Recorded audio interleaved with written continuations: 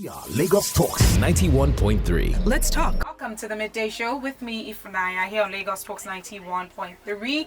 Fridays are, for some people, always the best because we start with an absolute bang, and I'm talking about the people's perspective, where we get to dissect and take a look at pertinent issues from your perspective. And as always, my unequivocal co-host, Seun Kuti, is in the studio. Hello, everybody. How you doing? Seun, I haven't seen you since 2 weeks. We saw a bit on live last week, but it's not like physical. Touch me again. Touch me more. Hey. Oh my gosh. Anyways, guys, welcome to today's edition. And yes, we have a lot to talk about. Two major topics today. We're going to be taking a look at the arrested looters, as we know what happened in Nigeria, not just Lagos, over the past few weeks, starting with the NSAS protest and the sudden and sad end of the NSAS protest on the 20th of October, with some of the protesters actually losing their lives and some getting injured at what we term the massacre of the unarmed protesters. And then we did see that there was a lot of looting happening in different parts of Nigeria, where some of the citizens found some warehouses that house the palliatives, the COVID-19 palliatives, which they expected to have been distributed during, the heart of COVID-19 in Nigeria, and that's especially when there was a lockdown nationwide. And of course, that particular conversation, we're going to be dissecting it because I believe the persecution of some has actually begun.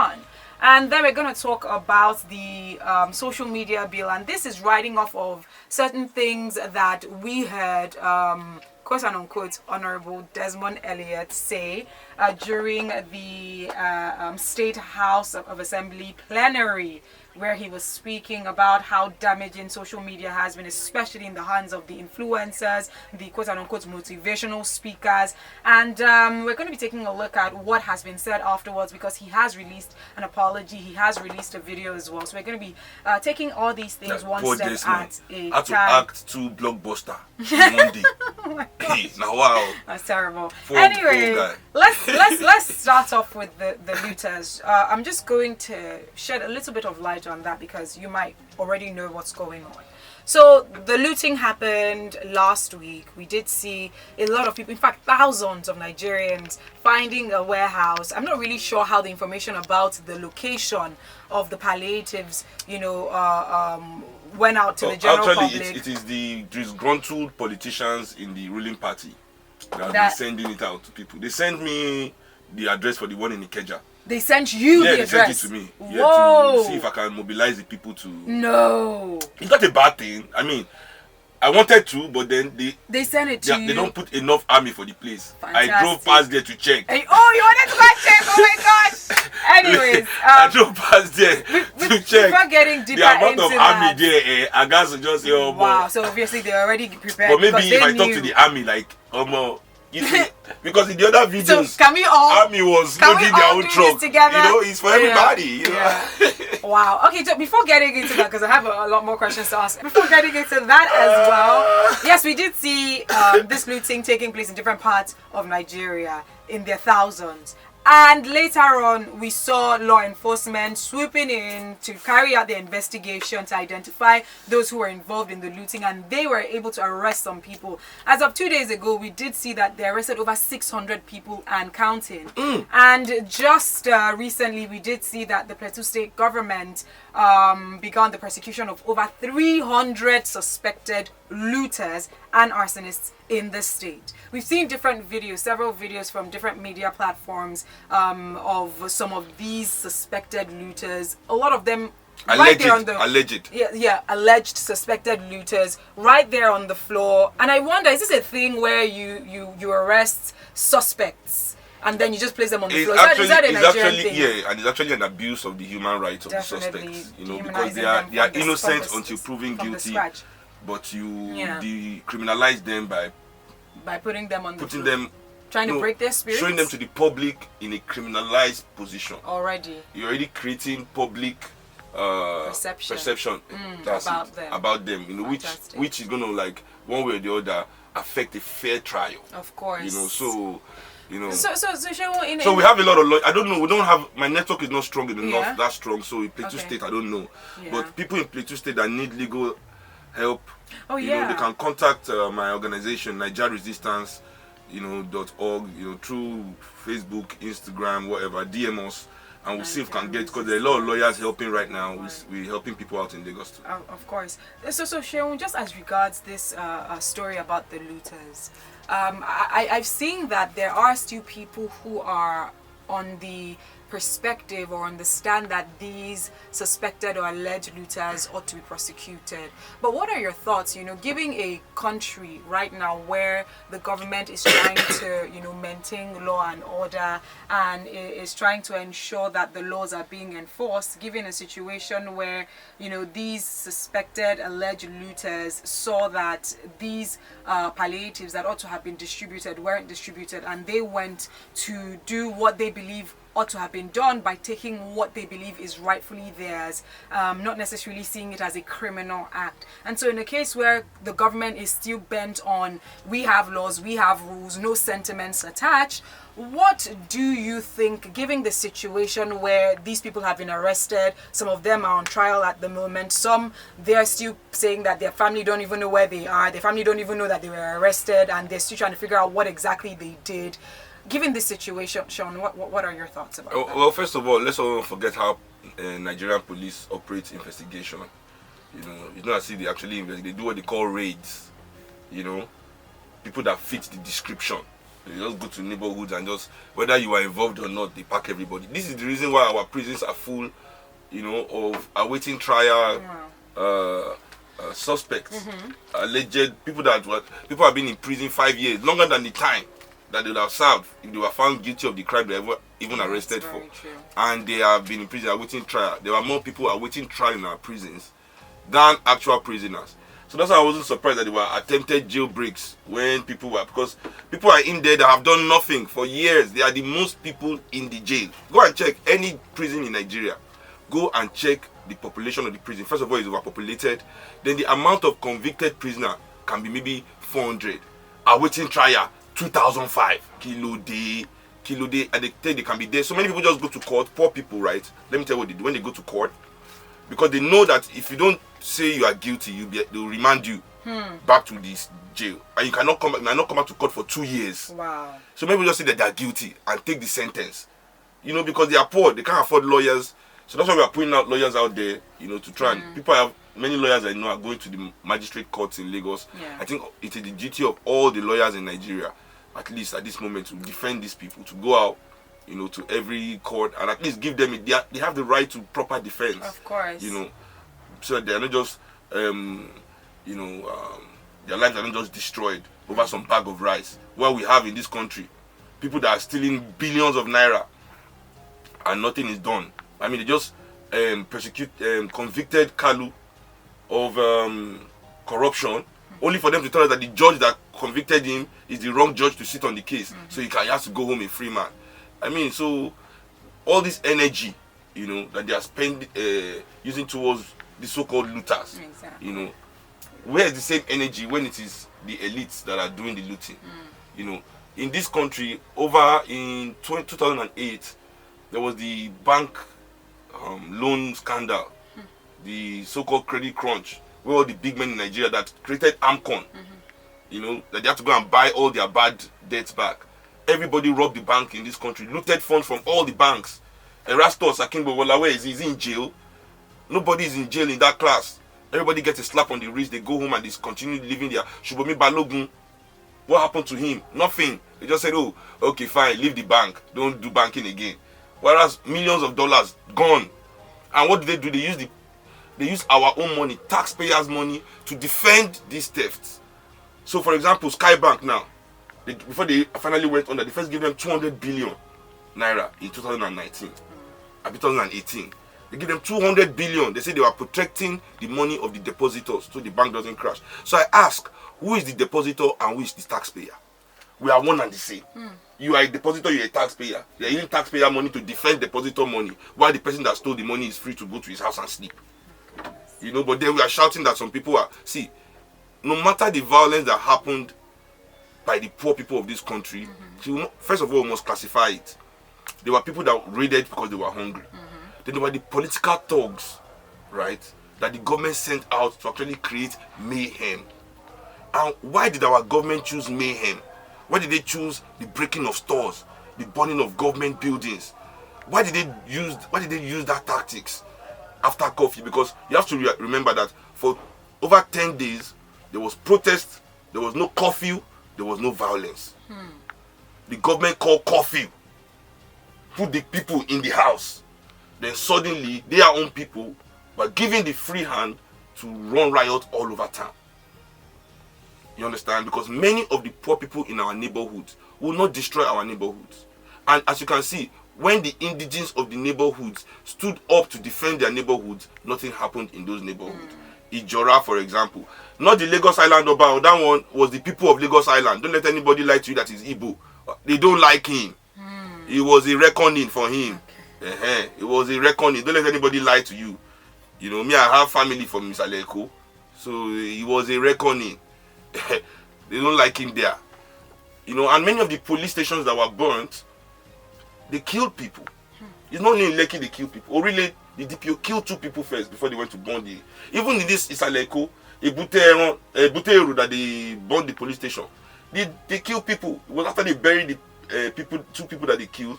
On the way back from the burial, they touched the police station, then went to the Oba's palace. Because him gone a former police, in case you have all forgotten. And it was one that apparently, they say it was one that called the DPO that came there and used violence to disperse the crowd. So for me, what point am I trying to make here? Why did the government send political thugs to destroy the property of the Allegedly. Why did the political thugs come out to destroy the property of the middle class? Because they know the middle class Nigerians, they put things over people. They've conditioned us. It's not because we don't know any better. We just think it's the right way to be. But it is not. So we put things over people. On the one side, we're saying people have died. Then suddenly somebody said they burned my shop. I mean, what kind of argument is that? Somebody has lost their life. We need to put ourselves over things. This is the lesson we must learn from this, because the government of this country, they know, the elites of this country, they know that once you affect the livelihood of the middle class Nigerian professional, he will turn his back on the people. I mean, what if my father did the same thing after they burnt his house and threw our grandma out of the window, burnt all his cars? What if fella said, I'm not fighting for the people again, no, they've destroyed my house? Okay, Seun, let me just ask you this, because just you saying that, it seems like it's going to be like a catch-22 for business owners who have put blood, sweat and tears to be able to build their business. However, you're saying that, in a state where maybe one of the tools or the weapons is to divide and conquer, they can create a detour, a distraction by touching the lives or the livelihoods of those in the middle class, so that we stop talking about the people that have died and rather start talking about the businesses that have been looted. Exactly. And they see the violence and all of that. So one of my, one of the older celebrities that I respect, was talking, and I said to him, you can't tell me whether it is right or wrong to loot or burn. This is not a right or wrong question. This is not the perspective that we must discuss it from. It is a cause and effect issue. You understand? This is a cause and effect issue. It is not a right or wrong issue. You understand? If these people were educated enough, for example, they know that we are not their enemy, that to some certain extent we are one. But we gone, what have we done? They don't have public education. We believe that private education will save us from ignorance until ignorance came to our front door. So what has this taught us? That aligning with the oppressor to send our children to private school as the solution to the educational problem of Nigeria will not save us or deliver us from the scourge of ignorance. You understand? So Nigerian professionals have to understand, and middle class, that it is through us that the oppressors get to the people, because we are the bankers that launder the money. We are the civil servants that make sure the country doesn't work. We are the oil workers that make sure that they don't get the dividend of their petrol. We are the teachers and lecturers and vice chancellors that destroy the university. We are the workers on the economic board. You understand? That make sure that proper education is inaccessible to poor Nigerians. We are the army. We are the police. we are at every level the instrument that the oppressor uses to oppress the poor people of this country. And when they go around destroying the livelihoods of the poor, they did it in the Gomu, the artist village, demolish all their property. We don't complain then that people's property are destroyed. They will go to Otoromagbe, destroy all the property there, chase out all the poor people. We don't say anything. It's business as usual. So when is it only our own property that matters? The property of the poor that we assist. We are the contractor that will go there with the bulldozer. We are the architects that will design the new area that they've stolen from the poor in this country. It's not as if they even compensate them. So what do we expect from all those things that we do? So we are the way that the oppressor get to the poor. So when the poor are going to come for the oppressor, they're going to come through us. There's no escaping that. The only way we can escape that is if we now change our allegiance. We now start aligning with the people. The people now become our allies. We come off our high horse. You understand? We look at our things that were burnt, our things that were destroyed, and say, okay, fine. We are sacrificing this for a better Nigeria, for a greater Nigeria, and we move. Because all of us, as this is one thing they don't teach us, so we forget that we are all children of sacrifice. That your shop you think you have, for you as an African man in this Nigeria, in your own land, to have a shop in that area, somebody died, paid the blood price for that door to be open. None of us as African people, only us African people were never invited to the table of capitalism for anything. We were just commodity. For us to achieve anything in this system, somebody had to pay the blood price for you to go to school, to vote, to be a doctor, to be a lawyer, to be a car, to drive a car, to marry your wife, to be a citizen in your own country. Somebody died. Not people, thousands of people died for that to happen. You are not self-made. We are not yet at Uhuru.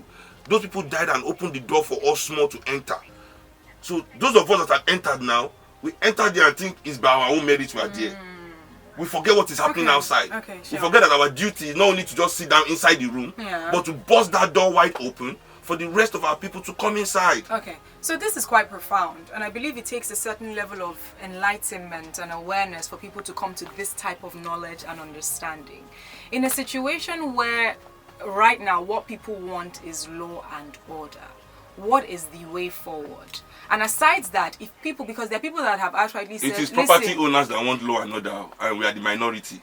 So if, in the case where people want law and order, what are we doing moving forward? Because there are people that have said, and just listen, and this is from different conversations that we might have heard, or even people calling it to say, listen, I understand the situation that Nigeria is facing at the moment, but I don't want to be a hero. I'm just here trying to help my family and help my life. So in a situation where you're saying align with the people, yes, you've lost a lot, but people are still saying, yeah, so we've lost a lot. We've lost what maybe our parents before us suffered for us to inherit, and now we've lost it because there are these thugs or political thugs that were unleashed, and they're like, I don't want to be a part of this. In as much as I'm in Nigeria, I've been able to, on my own and with my family, forge our way ahead, and now we're being roped into this because you're saying align with the people. You know, it's sacrifice that has to be given. What about people that don't want to make that sacrifice? Well, the choice has been taken away from you.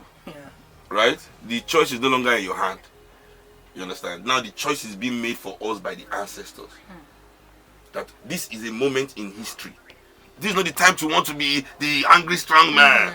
I'm the Jagaban of Lagos. This is not the time for that. I know that these people are not really interested in the development of this country, or really in the elevation of the poor people of this country. They're not interested, because this is the moment for us to self-reflect, not point fingers at poor people. To see what those with opportunities, those with the power, what we've done wrong to make our people like this. Look at people rushing food like animals. This is 2020. And don't tell me that it's only... See, go to England when their government... 7 years ago, there was massive looting all over London. George Floyd's death in America, didn't they touch the police building? They touched the police building in Portland. Looted all the stores. I mean... how do you want poor people to express themselves? Anyways, we're going to take some calls right now. We just have to understand that this is not the time to be punitive. It's the time to reflect and see that these people are like this because we have ignored them. We've separated them from their commonwealth. You know, the real problem is those people taking those things from them that are not giving their children the opportunities to go to school. One woman actually said something that really touched my heart, was so profound, it touched me so bad. She said, she was elderly, she's definitely older than me. She was in her 50s. You know, she was there with a little boy. And she was doing an interview. She said her mother told her that she will make it. Wow. And her mother was working hard all her life till she died. And now she is here, earning 24,000 a month. Her son cannot go to school too. She cannot pay his school fees. You know, even in the public school, she cannot afford to send him. And she's looking at him. Is she going to be telling him, say, am I going to also tell him that he's going to make it tomorrow? That's why she was out to protest. So imagine what you people are doing to people. 24,000 naira a month. What is this? Anyways, I believe what we have seen, what we have known, and what they still keep confirming is that this government, you know, and governance in Nigeria in general has lacked empathy for so many years. Completely disconnected. Because like you mentioned, they should rather be looking at the cause and effect because they don't want to ever accept. I don't know if it's because they see it as a taint on their tenure. They don't want to accept the reason why we have the citizens going in mass to go and loot like robbers, the palliatives, is because they have not created an enabling environment, because they are further driving in poverty, this being the poverty capital of the world. And I don't know that they're ever embarrassed about the international view of the way Nigeria is. You know why? Because we invite them to our parties. When they come, we all prostrate and kneel down. They don't enter inside a room and everybody turn around and start stoning their bottle or whatever they are drinking at them. You know, or they enter into a room and everybody walks out.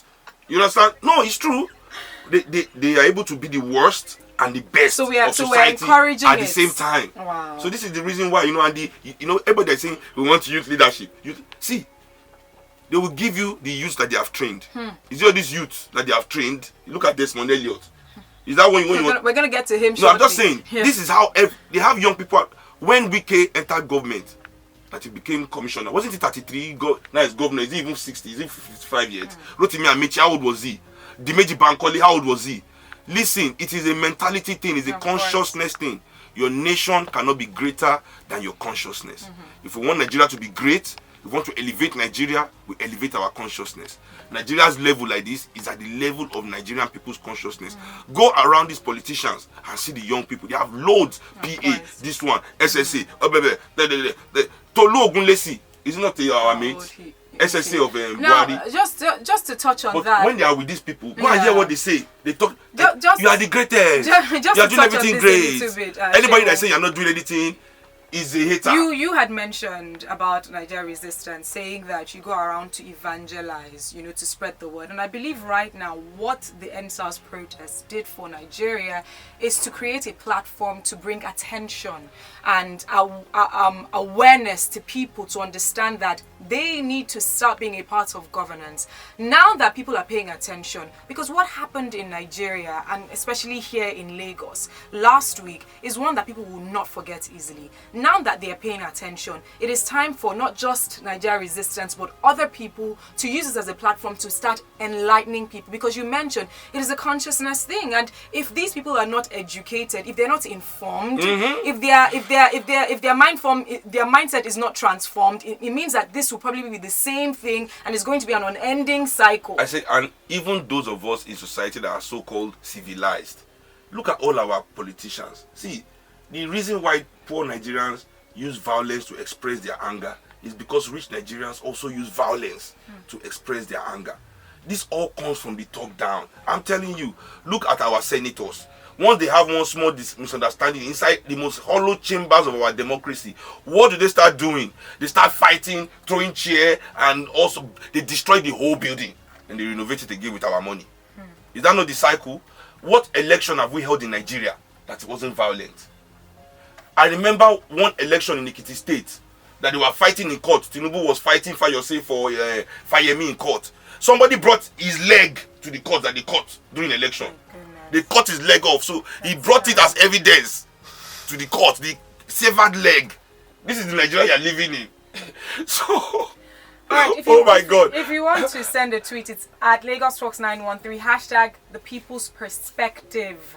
So you have to complete that. I was wondering, like, I was saying to people, like, if you say because of violence, the protests were illegitimate, then no election in Nigeria has ever been legitimate. Because every election we've been, even, okay, forget official election, NURTW chairman election in Lagos State, how many people died? Can we count? Can we count? Did that make the Lagos State government not recognize Enso Luomo as the winner and support his association? And we haven't seen anyone be persecuted. Exactly. As So regards that. listen. We the people, we must come off this train. So let's take some calls. If you want to be a part of the conversation, 0809 234 5913. 0809 222 0913 01 515 0913 01 515 1913. Lagos Talks. Good morning. Who's speaking, please? Turn off your radio. How are you? Good morning. Good morning, sir. Good. I know be sound. I just Seun. I never meet Queen. Okay. If I meet her, she won't give me sir. Good My name is dodge. Peter Monte. I'm calling from Shomolo. How you doing, my brother? Let's hear you quickly, please. Now, do you know that for me, as far as I'm concerned, their first assignment should not have been to run after the looters according to their description. I think that triggered the actions of the looters should have been our first port of call.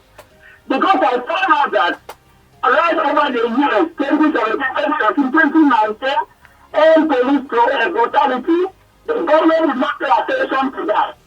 Because the government itself is also brutal to the people. I want to tell you that if that has been taken care of, what we are talking about today should not have come. Now the government itself are starting brutalizing the people. I mean, just going about arresting people randomly and displaying them on the television as criminals.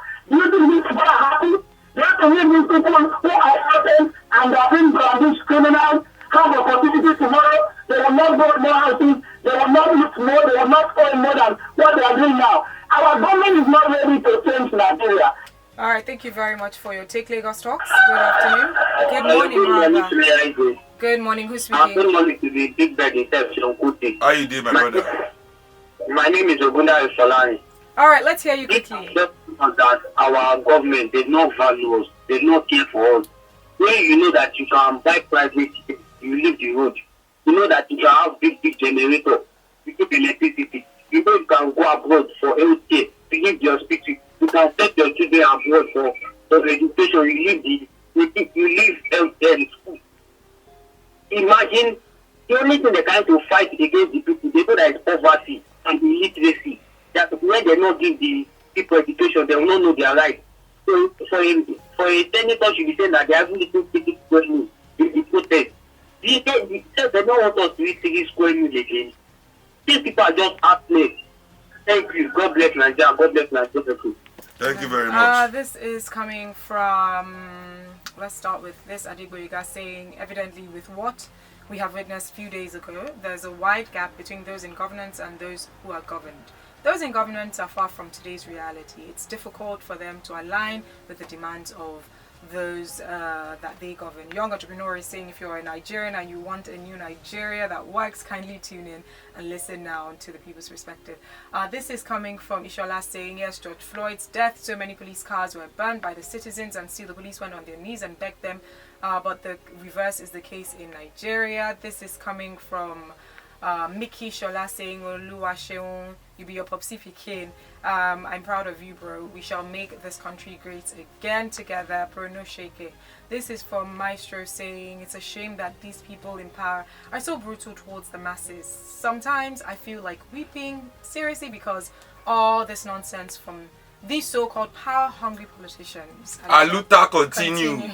I love that. As you walk, Aluta continue. Lagos Talks. Good morning. Who's speaking? Hi. Good morning. Hello? Hello, Yewande. Good morning. Yewan. Good morning. Okay, Yewande, welcome. Thank you. All right, let's hear you. Okay, so first of all, I'd like to appreciate Seun and all his input. Okay. And I would also say that the biggest problem, one of the biggest problems we have is basically the inconsistency Lagos State government has shown in the past few days. The governor is always running to TV station to explain himself. He gives us a story today, comes up with something else tomorrow, apart from the many options we have.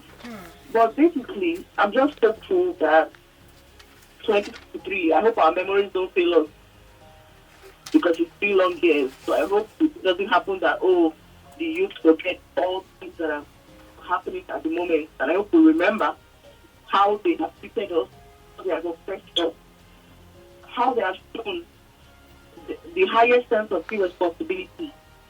Because nobody wants to say, I did this. I'm sorry for this. Everybody's shifting blames, everybody's denying everything.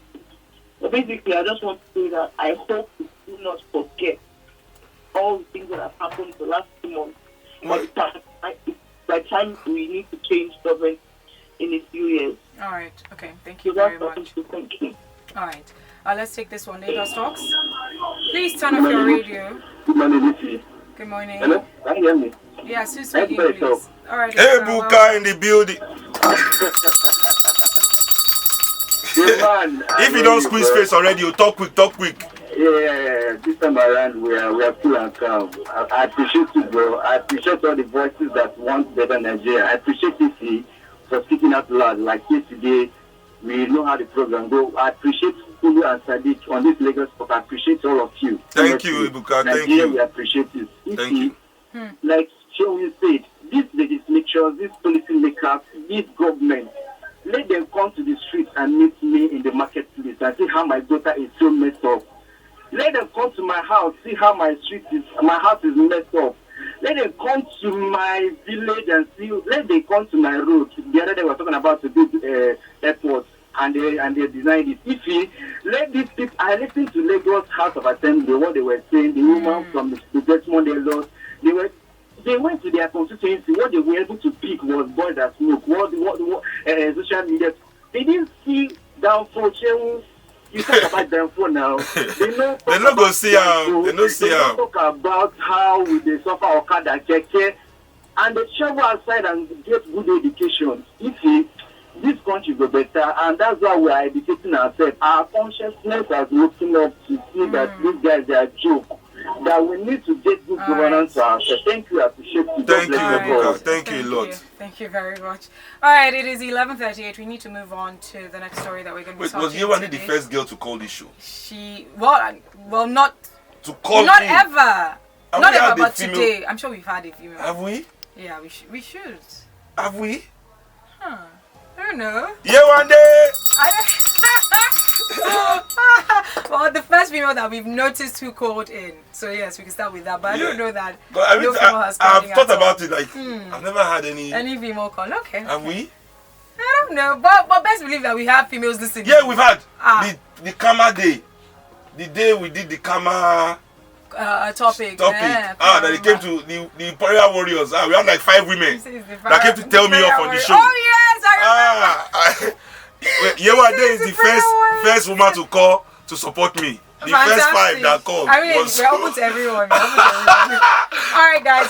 Let's move on to the next story. Let's talk about Desmond Elliott being the topic of focus yesterday. So we're going to start off with this. I'm going to play an audio for you just so that you hear exactly what he said. Listen, there's some people you don't like from afar. In case, and when they now prove you right. So wait, okay. In this case, is that you did not like him from afar? I've never liked him. Oh that really? I don't know that I've never met him. I've never liked him. Like him. In fact, when he now started running for politics, I knew that from afar what I was saying about him was fact. And now the ancestors have helped me. So you're a good judge of character. To show him to the world. Fantastic. Anyways, guys, listen up. So a few days ago, and I spoke about this on The Dish, a few days ago, a Twitter user came out to accuse Desmond Elliott for pushing for the social media bill in the plenary session in the State House of Assembly. Now, Desmond Elliott released a video afterwards. Now, this video did not deny or confirm that initial allegation. What he did say was they should verify before they begin to, spread whatever news it was.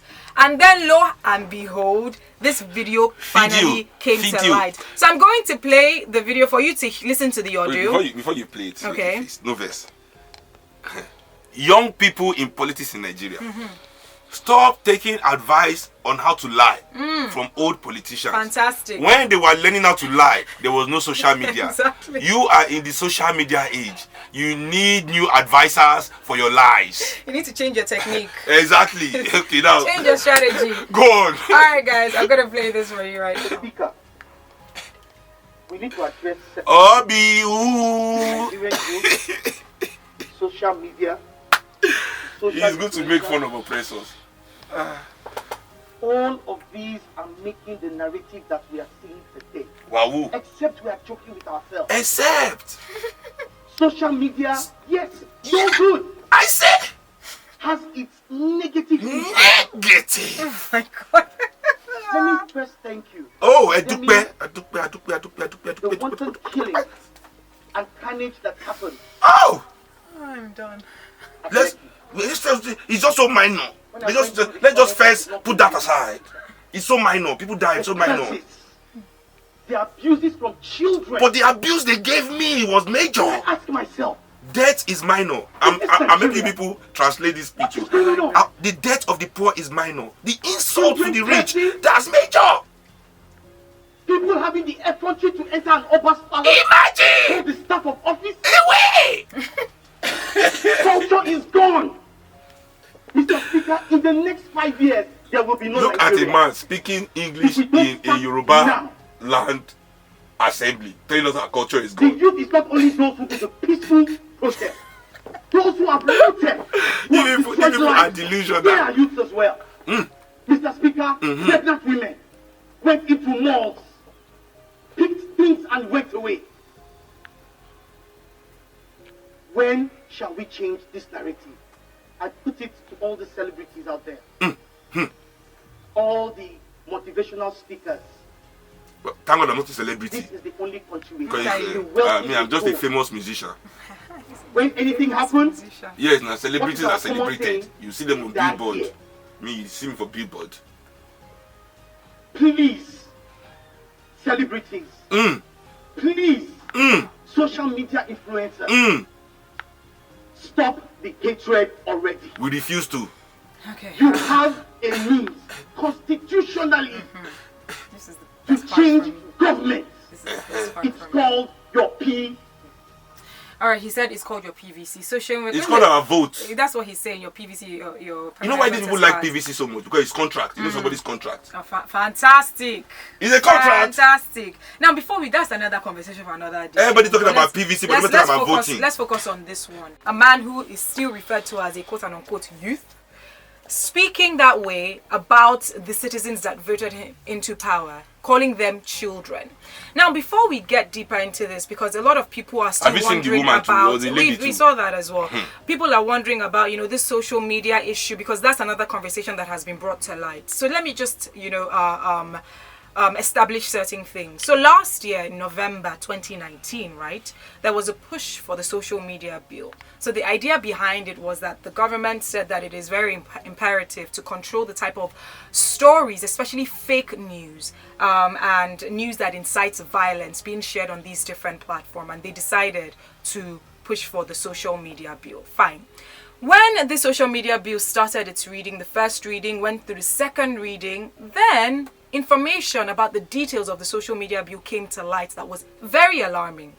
People scrutinizing and assessing the provisions of that bill did see that it was allegedly plagiarized, and what they plagiarized was a similar law from Singapore. Now, we know that in terms of this freedom of speech spectrum, Singapore ranks very low. So using that as a platform or as a There is blueprint, no freedom of speech in Singapore. exactly. Absolutely not. So using that as a blueprint for a country that is a democratic nation and that it is part of our constitutional rights to have freedom of speech, of course, that definitely raised a lot of eyebrows, and it's very alarming. So when that happened, they had to shelve this. And so anytime that the social media bill is brought up, of course, questions are being asked, because the public believes that it is a tool that the government wants to weaponize in order to always control the narrative or to change the narrative. A few things just to make things much clearer to you. One of the provisions that they, made available in that bill was things like, if you are spreading, false information or information that affects the public health or public security, information that incites violence or what have we, that you're going to be fined about 300,000 naira or you will be sent to jail for 3 years. Now the question Is it only violent statement online that is a crime? Or violent statement on ground? Because if it's Meyeti Allah. this particular It's not bill, violent because statements. this particular bill is focused on online information, right? Okay. Now, some questions that, of course, were asked, which I did ask as well, was fantastic. You want to regulate social media, which is something that is advisable to an extent with the type of information that is being passed via social media. However, with the provision of this particular bill is where the questions are being raised. Because now, who is the determinant of fake news or authentic news in a country where for the past how many days, over a week now, since the massacre of those innocent protesters in Lekki, we are seeing 3 different narratives or several different narratives. A different one from the state government with someone telling us something different. Different with from the army. With the army coming out with a totally different narrative. With the presidency not even acknowledging the fact that it probably did happen, because we didn't even hear when the president was speaking during his speech, he didn't even refer to the Lekki massacre. And so it's different narratives. Tinubu's narrative too. Exactly, saying that it was as a response to the government, the Lagos State government imposing a curfew. Then they decided to turn off the LED screen. So there are different narratives. So who really is the judge of what is fake news or not? You know, when there is an eyewitness report that is different from the official report from the government, does that make it fake news? Hence the reason why a lot of people are pushing against the social media bill. I just thought to just establish that, because people might be wondering, isn't it a good thing or not? Now, just regarding what Desmond Elliott said, people were utterly disappointed and disgusted, I should say, that a guy who people thought was at least one of the youth representatives in government, yet again is towing the path of others in government that have disappointed and have stolen the commonwealth of this nation. As you can see, that this is the party line. He's simply towing the party line. They've told him what to say, and not only him. You know, all the Lagos State is an APC state. Is there any PDP politician in this assembly? I think there's one. Okay. You know, I don't know. Maybe he has even put to APC. But obviously you can see that he is regurgitating the lines that were given to him. You understand? It is imperative that this is a sign. So we see that there is a complete disconnect, right, between the people and this political class. Now, before I go on any analysis of this issue, it will be important that we know that all what people are saying right now, we might be disagreeing with it. Of course. But this is what will go in the official document of Lagos State during this period. Wow. This is what they are saying now is what history will record. My goodness. Except we change the narrative. We all might disregard this and say whatever online and in our meetings or whatever. But unless we take power from these people to change the narrative, this is the official stance of Lagos State government. Now, this social media bill has been going around for so long, but I want to let the government of Nigeria know that in their efforts, because what Desmond is basically saying here is, poor people's children have no right to speak to me. First of all, black people don't have the right to express themselves at all. That's the first step. Now, poor blacks, even less so. These rich Africans, they've seen themselves as pseudo-whites. They've Europeanized themselves. You know, they're already Europeanized. They don't see themselves as Africans like us. See, when you say SARS is harassing people, young boys on the street, you think it's because they are criminals. No. Nigerian police, SARS, they roll with criminals every day. How many big 419 Yahoo boys in Lagos have police escorts? Once you have money, I mean, in fact, our politicians, if police did not like crime, there's no way they will be near our politicians in this country. So, it is not really the criminality of these people that the police go against. It is how they express themselves. You must not express yourself as a black person. So, Rasta, dreadlock is a form of expression. They attack you for it. Tattoo on your skin. You don't have to be a criminal. You get tattoo, they attack you. Why? Because you're expressing all this. The poor of Nigeria must always be silenced. So this is why social media annoys them. This is why social media hurts them in a way that you are wondering, Kilo Dagon, what is all this? Because me, Many people come and insult me in my social media. Him gone there is complaining that people insult. Has he closed this page? Has that made him leave social media? No. Because we know his usefulness. We know that it is only a minute number of people that troll and do all these things. You know? So it is actually a silencing of the people that they are after. Wow. They are looking for different ways to do it. They've silenced us mentally by depriving us of education. They've silenced us physically by not giving us good opportunities and healthcare. They've silenced our dignity by making us homeless and hungry. Look at Nigerian people, man. I see these past few weeks, I was sober. I was happy that, okay, the people are reclaiming what is theirs, but to see the amount of people. It's very disheartening. Look at our girls in Lagos. I mean, I live on Allen, which is one of the #1 red light districts in Nigeria. You know, every day there are at least 50 new prostitutes coming on that place. Everywhere, if you come, when actually everything is shut down now, kind of. But everywhere, full of all our girls cannot live a dignified life. All our boys cannot grow up in a dignified way. Yet you people are overseeing all this, and you feel like social media and what they say to you is what should be bothering you.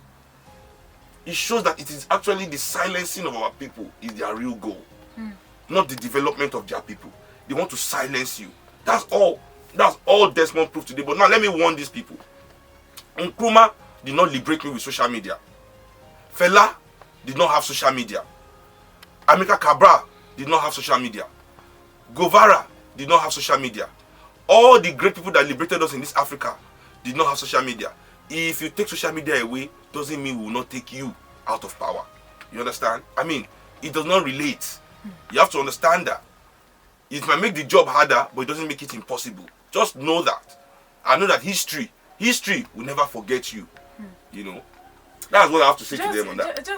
Before you said, it's just very clear that the government weaponizes poverty. And ignorance, and just even proving that was one of the lawmakers, Sanai Agumbiade, when he made a statement as though he believed that the government was being threatened by the fact that the poor that they kept as poor are now being empowered by individuals that decided to, you know, organize the protest, feed these people every single day during the protest, seeing that they are now eating 3 square meals. Because he did say, he said people that could not afford 3 square meals are now eating 3 square meals. The fact that he mentioned that during a plenary just keeps on confirming the fact that indeed poverty is being weaponized, and the fact that he begins to see it as a threat that these people that we shut down are now being emboldened and empowered is an issue. And you know what, Seun, because you know we keep saying that the elites have to align with the people.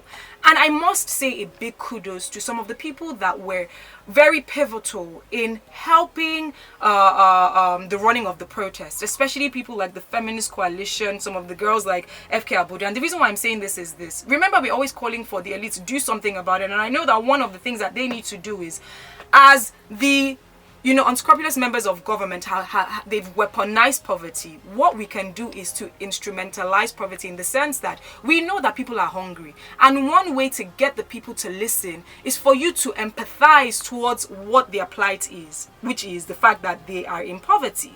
And one thing that they did during this protest was the fact that when these people came out to express their constitutional rights, they were also aware that these people were hungry. And said, we're going to feed you. Not only are we going to feed you, we're going to give you healthcare if you need healthcare. We're also going to give you legal backing or legal representation if need be. And so these individuals, dare I say, are part of the elites, maybe the types of backgrounds that they're coming from. I feel like that is a sign or a glimmer of hope that indeed it starts from things like that. And if people begin to mobilize and begin to show their support with these people, indeed we will liberate the people. Indeed we will begin to help out and build the Nigeria that we need, because they have identified one of the banes of the people, which is poverty, and they ensured that they addressed that need during the protest, which was one of the reasons why I believe these unscrupulous politicians felt threatened, because they are saying, listen, these people that we kept poor, they are now being emboldened and empowered empowered, they're going to these protest grounds every single day and they're having a 3-square meal, that's a problem. And the fact that he brought that up during the plenary just goes to show that indeed a whole lot happened during this protest. It's quite sad, it's quite disheartening, but I believe that is a glimmer of hope. It's baby steps, and a lot of people in this our generation, this is their first political act.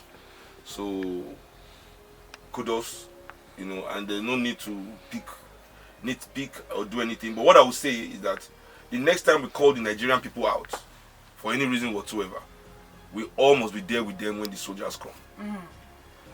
It's a shame that that's the only thing that I just can't, that the people were left alone when the soldiers came. There was nobody there that called them there with them. That's just the only thing that was sad. Because me, I was in Ikeja, I didn't come to Lekki throughout. I just stayed in my neighborhood. And 3 times, the first 2 days, the first day we repelled thugs. That guy that with the cutlass that everybody saw in the he was allowed outside the cave. Yes. We repelled them. Have they found that guy, by the way? We repelled them. The second day, I wasn't there the first day that they repelled them, but the second day as I was getting to the protest site at night, because that first day was when I decided to start going out to protest, because I wasn't going out to protest in the original. So it was that first Friday that we did our show last week from the protest ground. So during the day there was no chaos, but at night they came again. We repelled them. I was there for that one. Even during the so-called looting, they wanted to come and loot Allen. If you pass through Allen, they've broken all the street lights. It was the poor people of Allen that defended Allen. Oh, wow. So that's how I noticed that many of these people that were destroying neighborhoods weren't from that neighborhood. So where are they coming from? Who sent them? These are the questions that were necessary. So in our fight with them on Allen, they were saying, we'll be K2 boys, so we'll be K2 boys. So they are coming from K2 to come and loot Allen. If anybody's going to loot Allen, it is we, the Allen poor, that will loot Allen by ourselves. Please, thank you. You go and loot your area. Everybody loot your area. I beg. So we defended our area. Yeah. We let them spoil all the government lights. They spoil the traffic lights. Oh my gosh. What do we want to do? Let's take some calls. They spoiled all the traffic lights, but we didn't let them enter Allen. Fantastic. You defended the people. Lagos Talks. Good morning, rather. Who's speaking? Good morning, Ify. Good morning to Seun. Good morning.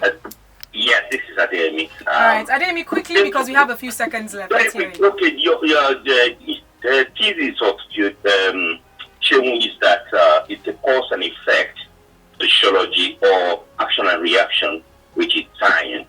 And I agree, both action and reaction are wrong.